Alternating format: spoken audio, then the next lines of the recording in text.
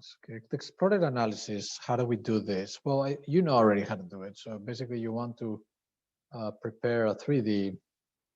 I recommend you always duplicate, rename.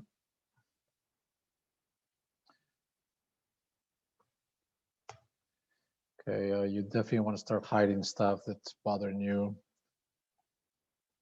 You might want to start thinking of what is the angle that I want to show my export analysis. And as always, you can select a bunch of stuff and use the filter. Say, I want to say non-extended furniture. Now I notice how you select the furniture, and that's when you realize that it was important to call it furniture and not something else. No? Once you select, you can choose the option of displaced elements. You can displace all at the same time, or maybe what you want to do is select one of them and displace one by one, so they could be at different heights, for example. No?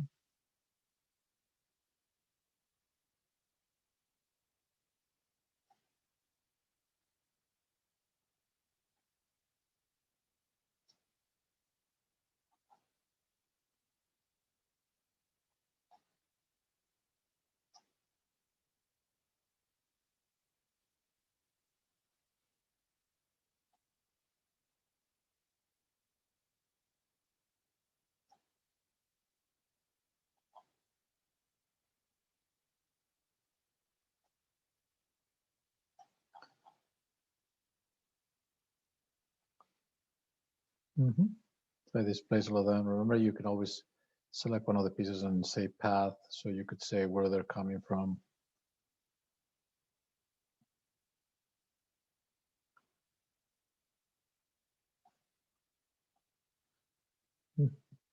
And you know, that could be your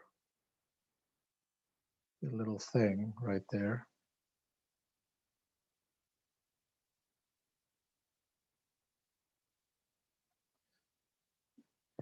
Okay, maybe you want to just leave it as it is, and that's it. Maybe you can also draw on top of this like the shape of the 3D model, but I think in general, another thing you can do is not explode it at all and just explode the architectural pieces and leave the furniture where it is. No, that would be a different approach. I'm going to save that and go back to 3D, duplicate with detailing this guy, and take a different approach to this. Here, what I could do is, instead of exploding the elements, I could just explode the architecture.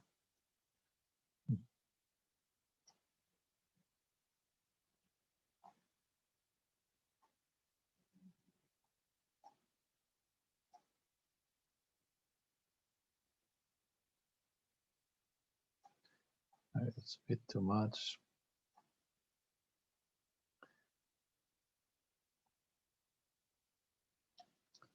Oh, could be also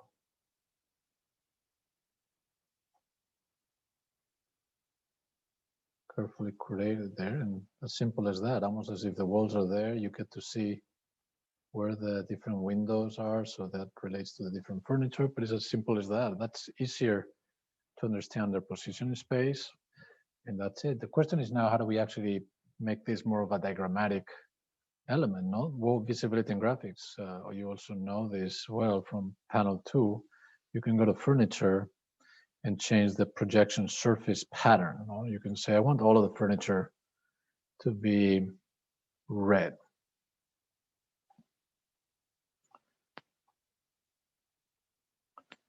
There you go. Now notice that I created as a wall. That's why it's not appearing that way. You can also create a material for each of those elements. For example, we know that modeling place, these guys are different materials. So some of the materials, you could create a new material and change the graphic appearance. So that would be controlling how it looks in the hidden view. No? So that's a nice way to go about it. Now, all of them red, why not? But what if we want to have some of them in different colors? You can either use the material, create a new material for this furniture piece, and then assign it. Actually, I'm going to do it now. I'm going to say edit family.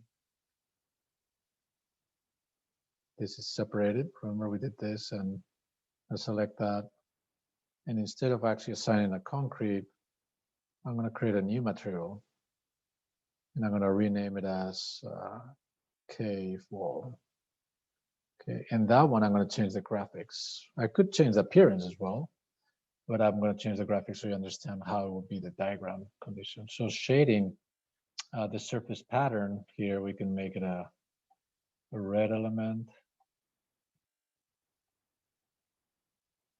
Okay, and to make sure there it looks red, so I can save it,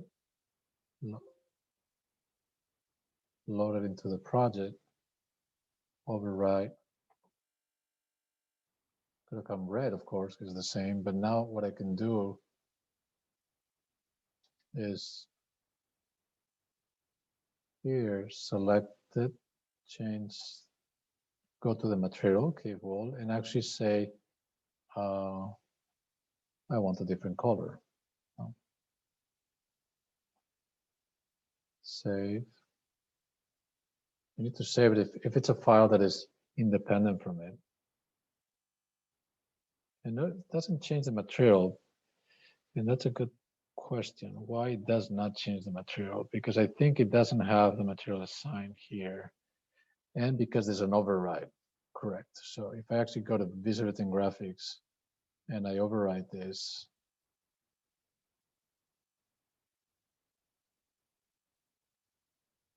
okay.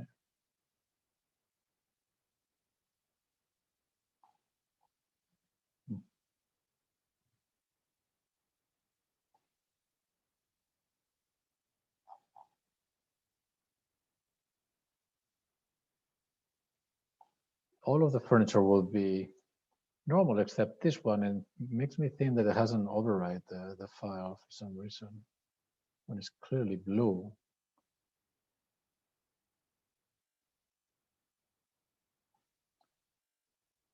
Huh. Maybe we need to locate it again.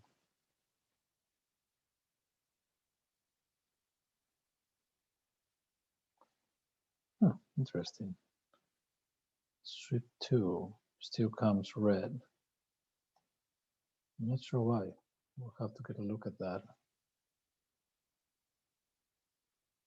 Definitely looks blue here. No doubt about it.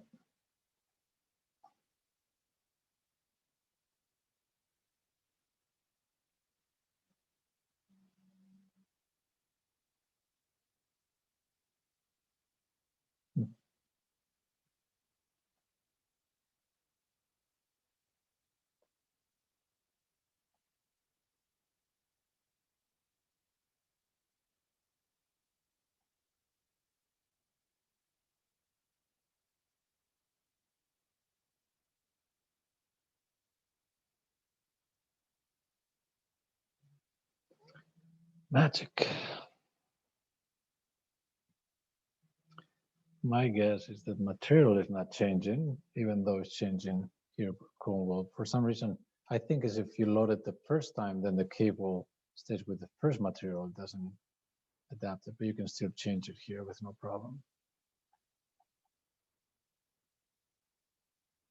Okay, so one way we can go about having different furniture and different materials is to actually change the materiality and change the shading quality of that material.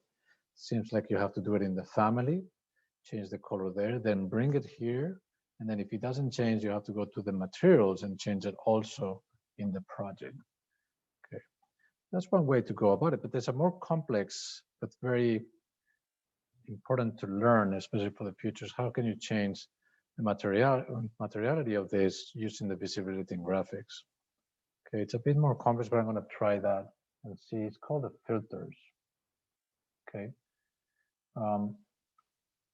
Filters allows you to say, well, wait a minute, if I go to visibility and graphics and I change the furniture element and I'll override it to all of them be red fill, for example, Okay, so all of them have to be red, but you can't say with visibility and graphics, hey, you, furniture number 3, I want you to be green or whatever. So how can we use visibility and graphics in a bit more sophisticated way?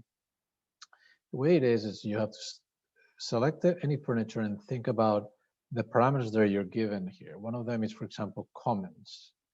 We can use this parameter and control, depending on what this comment says, to change the color of the model. How does that work? Visibility and graphics, filters, you create a new filter. We can name the filter something like furniture color. We have to declare what the filter is going to control. It's going to be the furniture. And here you can set a series of rules. You can say that the comment, as I mentioned, has to be exactly equal to the color. For example, red, or let's say blue.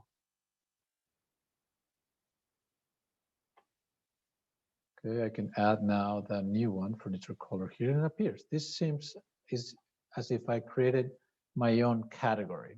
Okay, so categories are here, but filters normally doesn't have anything here. I created my set of rules that controls the furniture color through the parameter called comment. How does that work? I can set this furniture and I can go to the comments and say blue. It doesn't change anything because we still have to go to the filters and say, hey, if you're blue, meaning you're now part of this category, you can go and override to be blue.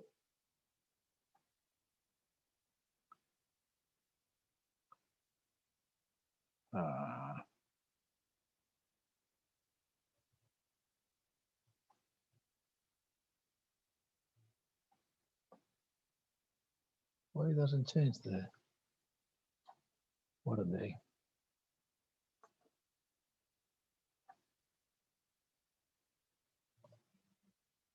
There we go. Okay, it has to say blue there, and then it will change because it understands the set of rules. The rules are if your comment says blue, then you're part of the category, then become blue. It's a little tricky, but this actually becomes a quite important thing later on. You can create as many rules as you want. For example, you can set another one is furniture. You can set actually another rule and say furniture comment equal, let's say, pink.